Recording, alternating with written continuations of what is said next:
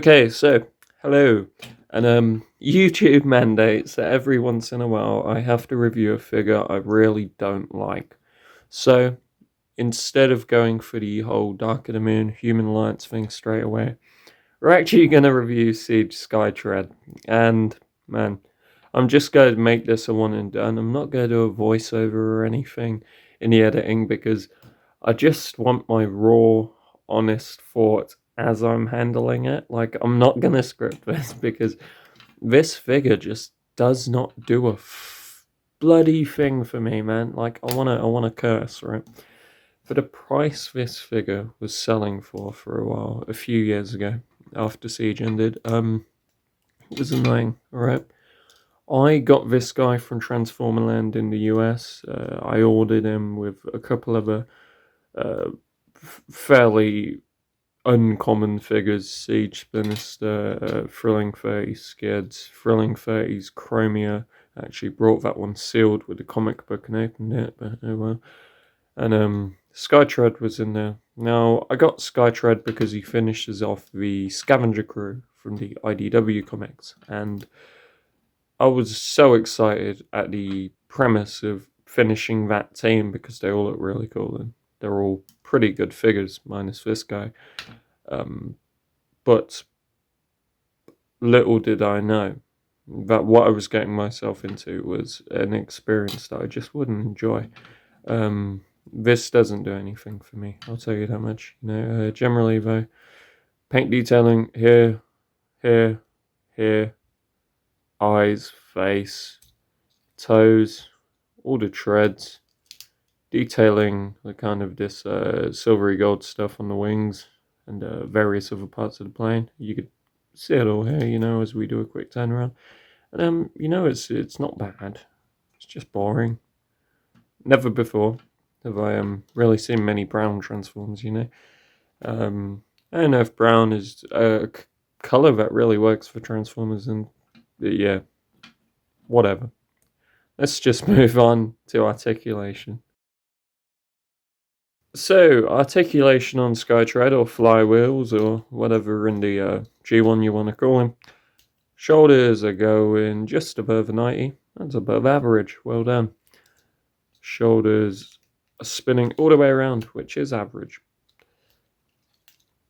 You pull more than a 90. Okay. Right. Let's see how it is. Biceps swivel. Cool. Wrists, like many modern Transformer. No wrists. Okay. They're not going to turn around or anything. But they fold in for the transformation, of course. Typical way to get rid of their hands. Head movement. Tiny bit down. Tiny bit up. Tiny bit left and right. Swivels all the way around our ball joint. I'll praise that. The articulation might not be too bad. It's slightly above average. Legs kick out that much. Legs kick back that much. So 90 on both sides. Knees pull a 90. Thereabouts. Thigh swivel. Ankle pivot. Toe bend downwards. Was that a moderate toe bend up? Maybe ever so slightly. There you go. We are done. He has no waist. He has a waist! Oh my god, I'm discovering something new. I never realised this. Okay, I still don't like him. There you go. The waist. Wow, okay. Good job, Hasbro. Good job. Yeah, there you go. And he comes with this gun, by the way. We didn't cover this. Tiny bit of paint on it. There. All there. It's unique to him. Actually becomes the turret for tank mode. And his blast effect compatible. So, from here, we're just going to move on to our size comparison. So, for the robot mode size comparison, here we have Siege Springer, Siege Spinister, Ralph, Steve. Now, alright, just go get this out of the way. I'm only doing 2 proper Transformers comparisons for this guy, and it's purely to get across one major point. All 3 of these toys came from the exact same toy line. Spinister and Skytread retailed for the exact same price. For the exact same price of what I believe was 20 quid. you got two very different experiences. You got one of the most articulate transformers we have ever received at Deluxe class, yet alone any size class. But for flywheels or Skytread, you got this. You got this pretty damn average articulation on a small ass figure. Okay, as you can see, there's a good old high difference. And less I say, more about Springer. He's only here because he's a Voyager, and he's actually like seemingly a Voyager size class. I think he's not that good, but there you go. That's one of the reasons he has a terrible QC on the knees. But regardless, he exists, and he helps me put forward this comparison that Skytread is really small. Ralph and Steve, they're just always here, always welcome. Generally, though, Skytread is tiny. And that's just, it sucks, but I will. So from here, we're just going to move on to our transformation. So for the transformation, we're just going to walk through this one. Just kind of something to trial again, alright?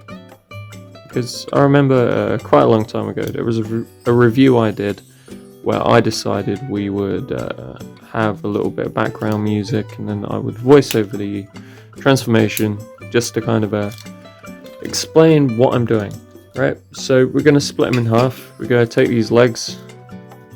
There are sections here that fold outwards. You do it on both legs, but we'll get to that. Fold those down. Okay, that's gonna go like this. Hold up. Those hook into there. There you go.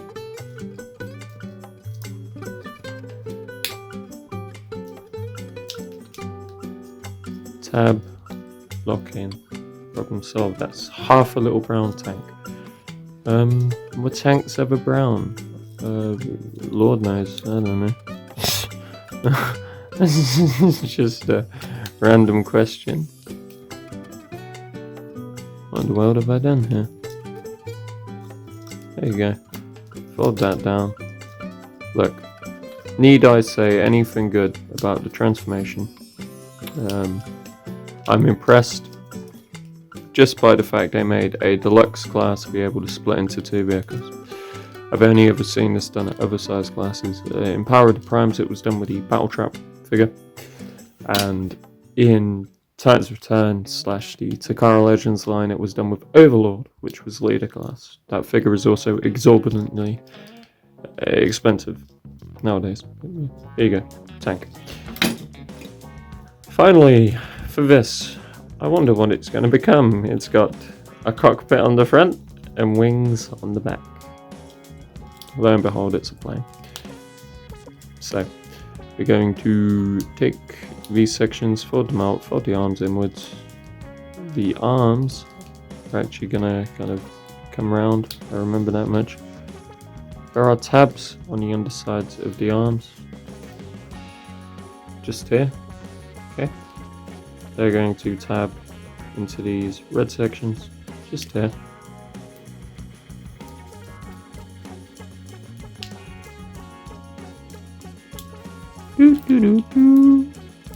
Right.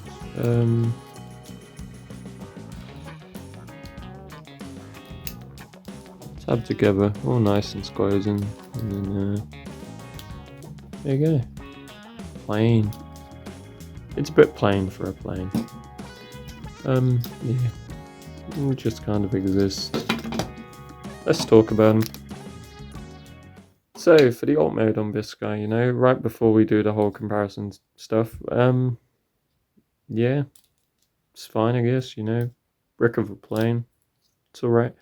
Bearing in mind, this does this because the G1 toy did this. It had a pretty archaic robot mode, but for the time, I guess it was impressive that you would get a tank and a plane that made a robot. even in that case if the robot wasn't very articulate. However, here we have two vehicles that actually look like vehicles, somewhat, you know, bit of a weird tank. Guess you could just set Cybertronian, that's a very easy cop out. And the plane is just a kind of a pretty mid plane with arms on the bottom of it. You know, I do like the cockpit head thing though, so you can have them flying around so you can really see. Generally though, it's fine. It doesn't do anything for me. That's it really, you know. And the transformation process is just whatever it is. You know, I don't hate it. There's nothing difficult. The legs baffled me a little bit purely because it's been a while. But it's not a bad process. It's not difficult. It's just whatever. Same for the plane mode. Very simple. Very whatever. So for the size comparison. So for the bot mode size comparison, here we have G1 Sea Spray, Dark of the Moon Bumblebee, and Dark of the Moon Shadowblade Sideswipe. Also, Ralph, Steve. Now, I don't use the Siege figures for the vehicle comparison, purely because I don't want to transform Spinister or Springer. Alright, too early in the morning for that. And Spinister just, his transformation isn't the funnest thing in the world. I'll tell you that much. It's my least favourite thing about him. But the resulting helicopter mode is cool. Springer, on the other hand, is very easy to transform, but it's not a fun process by any means. I don't like how the chest works. But what I really want to get across here is that the alt modes are also really small. This is a deluxe. Deluxe cars are still roughly this size. So using a Dark of the Moon toy is perfectly fine in my opinion. This is a Human Alliance figure. They're all Voyager size glass-ish. Just kind of gets across the fact that these are still pretty small. And then G1 Sea Spray, again, they're pretty small. They're very comparable in length. Siege tank just only kind of outdoes it, you know, a little bit. And it's just kind of whatever it is. They're small for vehicles. I'm not that bothered about it, you know. It would have been cool if he was a bit bigger. That is all. So, moving on to my final thoughts. Look, Siege Skytread, right. He is a figure of two halves, a tale of two halves for that matter. And for really how I feel about him, the aesthetics on this guy, you know, it's whatever. He's just whatever, right? Probably gonna give him a 6. Sure, it looks like the character. Sure, the alt modes are kind of alt moding, but it's visually boring to me. It's a design I don't care for, mostly. You know, I saw him in some comic books and thought that'd be cool to have. And look at me now. And the only reason I have not sold this is because it would result in me not having a complete scavenger team. And I think every other figure in the team is better than he is. But yeah, it just doesn't do anything for me. Transformation on this, I'll give it probably a 6. So what, there's 2 6s now, and that's purely because, yes, as cool as it is that he does split into 2 vehicles, the transformation on neither half is actually interesting, nor difficult, nor anything fancy. You know, it's just a bit bland. This whole figure just suffers from being bland. The articulation on this guy, also 6 out of 10. It's slightly above average, okay? The head movement is a little more than we get with a lot of modern figures, but only ever so slightly. The elbow is pulling more than the 90. There's a fair few figures that could do that are modern, but not all of them do it, you know? So he's a little bit above the average because he does that. Everything else is standard on him. There was the shoulders going a little bit more than 90. He's not the only modern figure I have that can do that. So, you know, a little bit above average still, which is only why he's a 6. Remember, the out of 10 scales are comparative to kind of, especially for articulation and value for money, it's scaled on what the standard was when the figure came out. So when this came out in 2018, the articulation on this was just middle of the road, basically, slightly above it. And finally, value for money on this guy. For what I paid, was it worth it? No.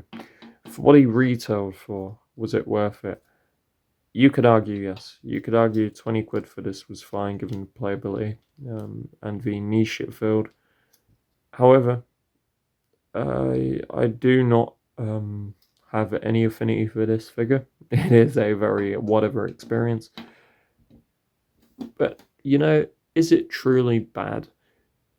I'm not sure. It's just boring. And boring, arguably worse than being bad.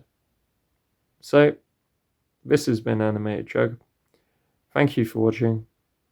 I'll see you next time. And that value for money score, I've kind of sidetracked ever so slightly.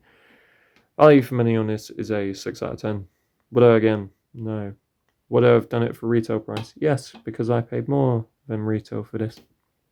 And it's fine. Overall he's just a 6 out of 10 across the board.